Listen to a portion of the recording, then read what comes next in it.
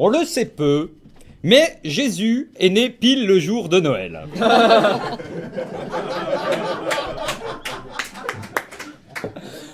Or, c'est nul d'avoir son anniversaire en même temps que Noël, parce qu'on reçoit moins de cadeaux.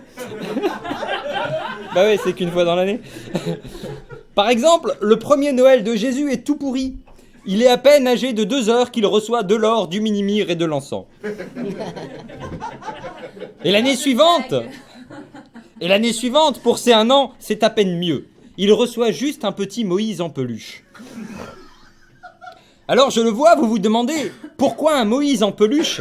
Et surtout, qui était Moïse? Eh bien, pour les auditeurs qui ne connaissent pas Moïse, on rappelle que Moïse est d'abord un enfant sauvé des eaux. C'est une sorte de petit Grégory qui aurait réussi.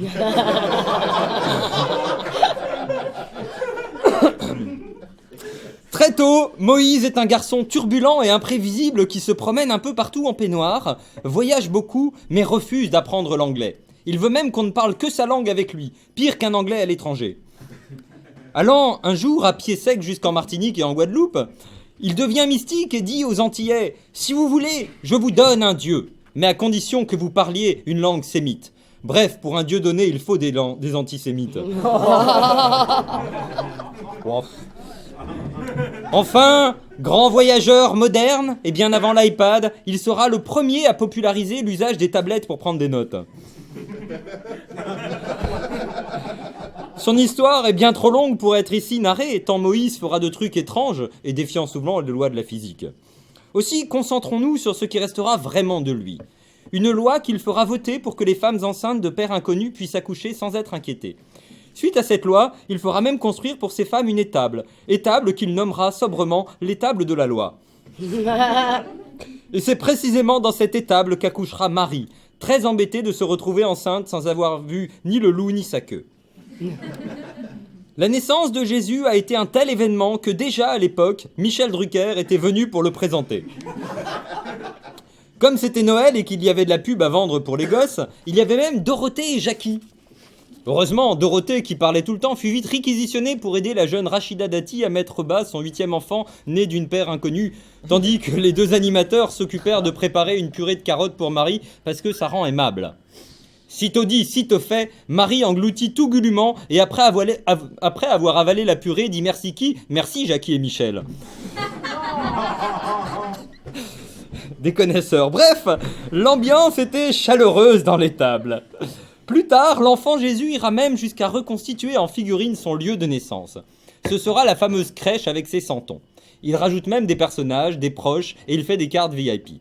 Il y a les santons non membres et ceux qui pourraient l'être, comme Judas, son fidèle bras droit. Et pourtant, quand je dis santon membre, je ne pense pas forcément au bras droit.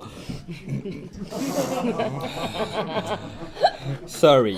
Enfin, chacun l'aura compris, le passage de Jésus à l'étable fut marquant. Et de fait, Moïse demeura une figure importante pour la famille. D'où le petit Moïse en peluche pour les 1 an du petit. Et ça continue tant et si bien qu'à 2 ans, un oncle ira même jusqu'à lui offrir une girafe Moïse qui couine quand on lui appuie sur le ventre. Puis tout s'enchaîne. À 3 ans, c'est un jeu de fléchettes Moïse. À 4, une tenue de Moïse et sa Moïse mobile. À 5, un DVD collector de Thelma et Moïse. Et un album de Moïse Attaque. À 6, une scie sauteuse Moïse. À 7, c'est Brassens. Bah oui. À 8, c'est une Game Boy avec Super Moïse 2. Et à 9 ans, c'est le drame. Son père Joseph rêve de voir Jésus devenir cuisinier et lui offre un magnifique ouvre-boîte à l'effigie de Moïse. Jésus est fou de joie et emporte son ouvre-boîte Moïse partout. Avec son Moïse en main, rien ne lui résiste. Un jour, Jésus, qui est essentiellement fructivore, croit bêtement qu'il y a des fruits dans les entrailles de Marie et utilise son Moïse pour ouvrir sa mère en 2. Bien sûr, il ne trouve rien et s'énerve. Dit que les anniversaires, c'est vraiment nul. Et qu'un jour, il offrira des cadeaux dignes de ce nom à tous les enfants de la terre. Voyant sur le mur un poster de Moïse au Shanghai dans son peignoir rouge de pompier, il décide de s'habiller de même, en veste rouge, et va jusqu'à blanchir sa barbe à la farine comme le premier de la rue venu. Puis il enfile un bonnet rouge à pompons, parce que ça fait cool. Et oui, vous savez très bien de quoi je parle. Une barbe ridicule, un habit ringard et voyant, et un bonnet qu'il porte même à l'intérieur. Jésus s'est bel et bien transformé en hipster. Puis, comme Moïse, il court au Shanghai et croise une drag queen ainsi qu'une autre reine de la nuit en train de culbuter un chauve baraqué et très vite il se joint à eux. « Mais t'es qui, toi » demande l'un. « Moi, je suis Jean Reno. » Et Jésus de répondre « Ouais, c'est ça, et moi, je suis le Père Noël. » Et c'est de là que naîtra... C'est de là que naîtra la fameuse image du Père Noël qui visite des cheminées dans un Renault tiré par des rennes. Oh là là. Tout ça pour ça.